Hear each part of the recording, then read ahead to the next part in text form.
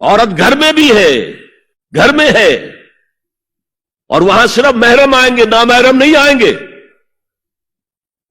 محرموں کی اتنی لمبی لسٹ دی گئی ہے، اللہ نے کس لیے دی ہے؟ کیا قرآن مجید میں لفاظی ہے؟ ایک ایک لفظ گنجینہ معنی کا طلسم اس کو سمجھیو، جو لفظ کے غالب میرے اشعار میں آوے۔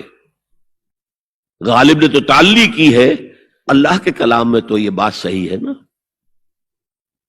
گھر کے اندر نامحرم نہیں آئے گا۔ گھر میں اگر وہی ایک بیٹی تھی جو آپ نے اپنے داماد کو دے دی ہے اور کوئی اور بیٹی نہیں ہے تو داماد گھر میں آ سکتا ہے اور نہیں آ سکتا، سالی سے اس کا پردہ ہے، دیور سے بھابھی کا پردہ ہے، چچا زاد بھائی بہنوں کا پردہ ہے۔ چچا سے پردہ نہیں ہے، ماموں سے پردہ نہیں ہے، چچا زاد پردہ ہے، ماموں زاد پردہ ہے، خالہ زاد پردہ ہے، پھوپھی زاد پردہ ہے۔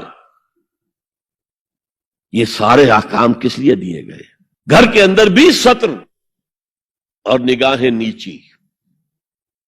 مولانا حمید الدین فراہی نے ایک نکتہ بیان کیا کہ سورہ احزاب میں جو پردے کا بیان ہے وہ ہے گھر سے باہر کا پردہ۔ جب اے نبی کہہ دیجئے قل لازواجک و بناتک و نساء المؤمنین یدنین علیہن من جلابیبہن۔ جلباب کہتے تھے ایک بڑی چادر، کوئی عربوں کی تہذیب میں موجود تھی دو چیزیں۔ گھر میں ان کے ایک دوپٹہ ہوتا تھا جسے خمار کہتے تھے، خمار، خمرہن کا لفظ آیا ہے سورہ نور کے اندر۔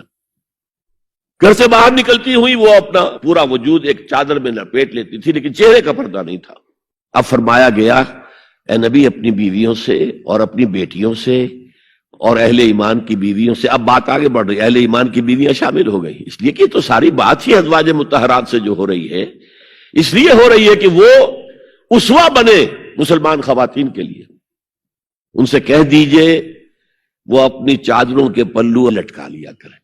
یہ جو گھونگھٹ کا تصور بعد میں ہوا ہے، اور اس میں بھی کیسے کیسے احکام دیے گئے۔ لباس وہ پہنو جو ڈھیلا ہو، تنگ نہ ہو، ٹائٹ نہ ہو، تو جسم کے نشیب و فراز کو واضح کر رہے ہو، اتنا باریک نہ ہو کہ جسم جھلک رہا اس میں سے۔ اور اس پر اضافہ